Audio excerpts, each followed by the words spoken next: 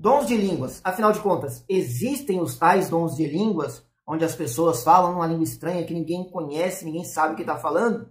Bem, muita gente fala que, na verdade, esses dons de língua que a Bíblia fala são dons de uma língua que já existe. Por exemplo, a pessoa fala em chinês, em japonês, em alemão. E outros defendem que não, que é essa língua mesmo que ninguém entende nada. Mas o que a Bíblia fala? A Bíblia confirma o quê? Bem, neste vídeo eu quero mostrar para você que sim, a Bíblia fala desse dom, dessa língua estranha que as pessoas não conseguem entender. Mais que isso, que inclusive nem quem fala consegue entender essa língua.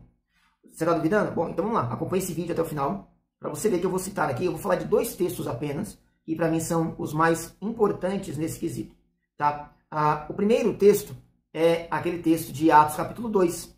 Eu vou explicar para você que esse texto não está falando, como muitas pessoas dizem, ele não está falando de uma língua que seja comum da época. Não, as pessoas falaram uma língua comum da época. Não, não é isso que está falando.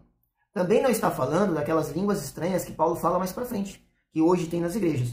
Esse sinal de Atos capítulo 2 só aconteceu uma vez, essa única vez, e existe um motivo para isso.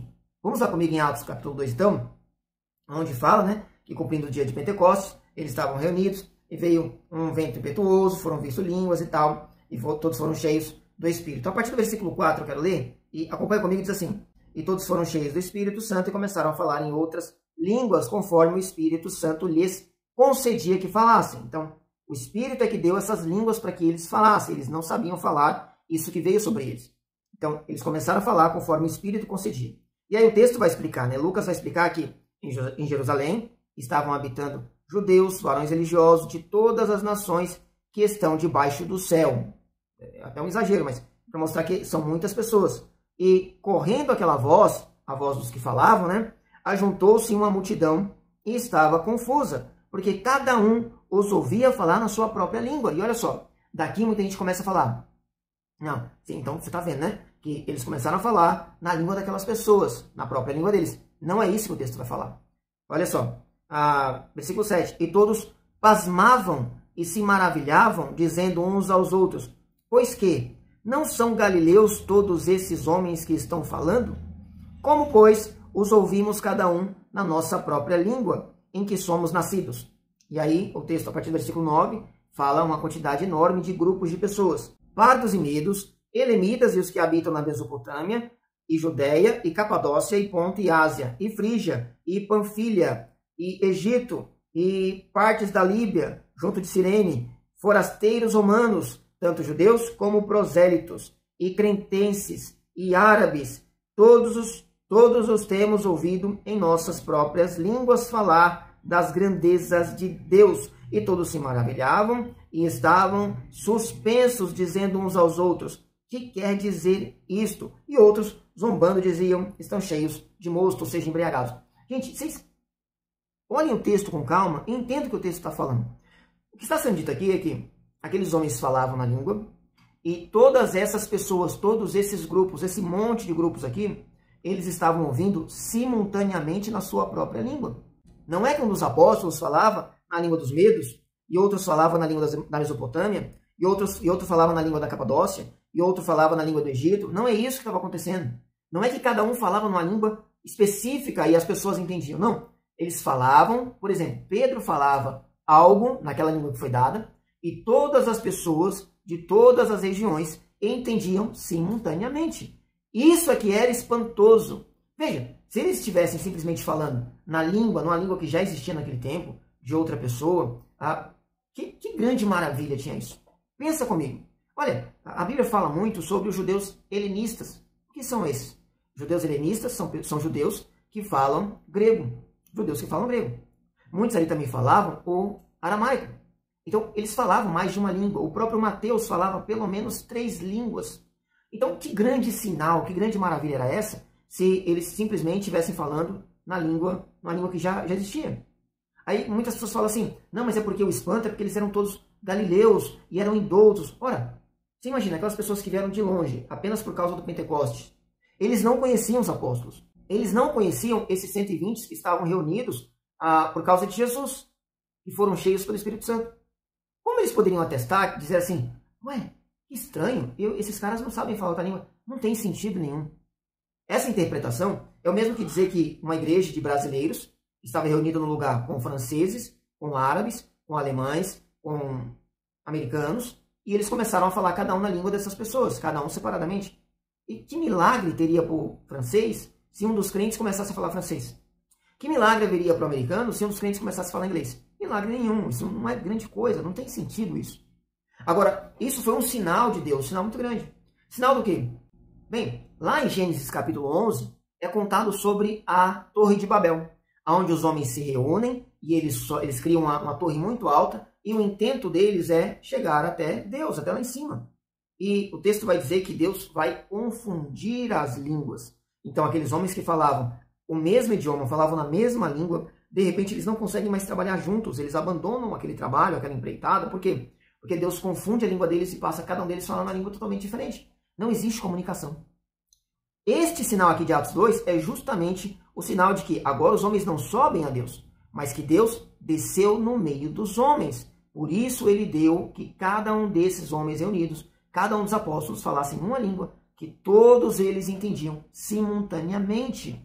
Percebe? Este foi o grande sinal que Deus estava vindo agora para estar no meio dos homens. Essa foi a única vez que isso aconteceu. E os outros textos que falam de língua estranha não é esta língua aqui. Aí, falando sobre línguas estranhas, então, sobre esse dom que as pessoas utilizam costumeiramente nas igrejas, nós temos 1 Coríntios capítulo 14, onde Paulo vai falar bastante desse dom. Por quê? Porque ele está falando sobre a superioridade do dom de profecia sobre o dom de línguas estranhas. E aí ele vai falar muito do dom de línguas estranhas e a gente consegue tirar muita informação daqui. Por exemplo, lá no versículo 2 do capítulo 14, é dito assim: porque o que fala em línguas estranhas não fala aos homens, senão a Deus, porque ninguém o entende, e em espírito fala de mistérios. Olha só que coisa reveladora Paulo está falando. Quem está falando nessa língua, nesse dom de língua, quem está utilizando ele não fala para homens. Um dom de língua é um francês que eu recebo, é um inglês. Não, não é para homens. É para Deus, é uma língua falada direto para Deus. Olha só, você consegue entender isso? Esse não é o único texto que fala isso. Mas Paulo está falando, fala para Deus, não é para homens. Então não é uma língua conhecida de homens. E ele fala em espírito, fala de mistérios. Olha só que coisa fantástica. Lá no versículo 5 ele fala assim: e eu quero que todos vós faleis em línguas estranhas, mas muito mais que profetizeis, porque o que profetiza é maior do que o que fala em línguas estranhas, a não ser que também interprete para que a igreja receba edificação. Ou seja, aquele que fala em línguas estranhas para a igreja, se ele não interpretar, não existe edificação para a igreja. Por quê? Porque não é uma língua conhecida. Pensa comigo, faz sentido Deus dar um dom de eu, por exemplo, aqui no Brasil, falar francês, ou falar inglês, ou falar alemão? Se eu estiver na minha igreja e não tem ninguém, nem um não crente, ou um crente que fala inglês, alemão ou francês, é lógico que isso não faz sentido. Por isso que ele fala, quem fala em línguas também tem que ter dom de interpretação. Senão não vai edificar ninguém, porque quem fala em língua fala para Deus, não fala para a igreja. Versículo 6. E agora, irmãos, se eu for ter convosco falando em línguas estranhas, que vos proveitaria? Ora, Paulo está falando que ele fala nessas línguas estranhas, mas que ele fala assim, qual o sentido de eu falar para vocês? Vocês não vão entender. E não é que ele não vai falar para esse, mas ele pode falar para outros que entendem. Não, não tem. Não existe alguém que vai entender esse idioma. Por quê? Porque não é a língua de homens, é uma língua para Deus. Versículo 9. Assim também, vós, se com a língua não pronunciardes palavras bem inteligíveis, como se entenderá o que se diz? Ou seja, não é que eles estão falando numa língua que já existe. É que eles estão falando palavras inteligíveis. Veja, ele não fala assim, se vocês não pronunciarem num idioma conhecido, num idioma que exista alguém daí para entender, não é isso que ele fala. Ele fala, se você não utilizar a língua para ser palavras inteligíveis, para dizer palavras inteligíveis, porque quem fala em línguas estranhas fala palavras não inteligíveis. Consegue entender essa diferença? E aí ele fala no versículo 13, pelo que o que fala em línguas estranhas, ore para que a possa interpretar, porque se eu orar em língua estranha, o meu espírito ora bem, mas o meu entendimento fica sem fruto. Nossa, olha só o que Paulo está falando aqui. Que se eu orar em línguas estranhas, ele falou dele próprio, mas é para todo mundo isso, né? Se eu falar em línguas estranhas, eu falo bem, o meu espírito fala bem, mas o meu entendimento eu não consigo entender. Porque quem fala em língua estranha, a própria pessoa não entende aquilo que está sendo dito. Olha que coisa fantástica. Lá no versículo 23, ele fala assim, se, pois, toda a igreja se congregar em um lugar e todos falarem línguas estranhas e entrarem indoutos ou infiéis, não dirão porventura que estáis loucos? Veja, Paulo está falando aqui. Vamos imaginar uma situação hipotética. Nós temos toda a igreja reunida e todos estão falando em línguas estranhas. Entra um infiel. Ele não vai pensar que vocês estão malucos? Veja, Paulo está falando de uma situação hipotética onde toda a igreja está falando em línguas estranhas. Qual o sentido de toda a igreja estar falando em línguas estranhas? Se essas línguas fossem uma língua de idioma comum. Né? Por exemplo, a igreja de hoje, qual o sentido da minha igreja reunir? E cada um falar em francês, outro falar em inglês, outro falar em alemão, outro falar em hebraico. Qual o sentido disso? Sentido nenhum, zero. E aí ele fala, se entra uma pessoa lá, um infiel, um não crente, ele vai pensar que vocês estão loucos. Por que alguém entraria num lugar onde as pessoas estão falando em línguas conhecidas, ainda que ele próprio não entenda? Por exemplo, aqui no Brasil você entra na igreja e as pessoas estão falando inglês, francês, alemão. Qual o sentido você pensar que eles estão loucos? Não, você não pensaria que eles estão loucos. Claro, não teria sentido nenhum essa igreja estar fazendo isso. Mas ninguém pensaria que eles estão loucos. Porque pelo menos a pessoa pensaria assim, eles estão falando em outro idioma por qualquer motivo, mas é um idioma que existe, não é loucura isso. Não é loucura falar em outra língua. Entende? E aí, só para a gente finalizar, esse vídeo está longo já, ainda no capítulo 14, no versículo 27 e 28, Paulo está falando sobre ter ordem no culto, ter uma organização.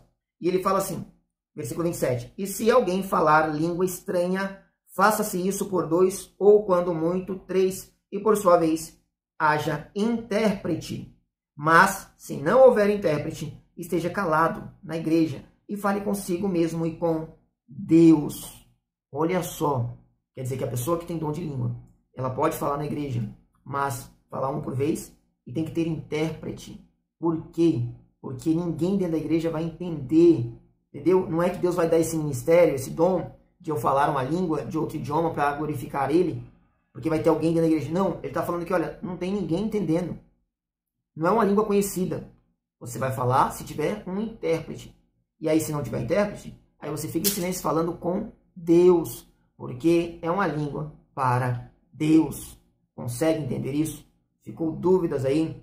Se você está com dúvida, pode deixar no comentário aqui para mim. Mas primeiro eu peço a você, leia todo o capítulo 14 de 1 Coríntios com muita paciência, muito cuidado. Pense bastante no assunto e você vai ver se não é isso que está sendo dito. Tá certo? Espero que você tenha entendido. Espero que você tenha gostado. Se você gostou, curte esse vídeo, compartilha, deixa um comentário para mim, se inscreve nesse canal e até o próximo vídeo. Deus abençoe a sua vida.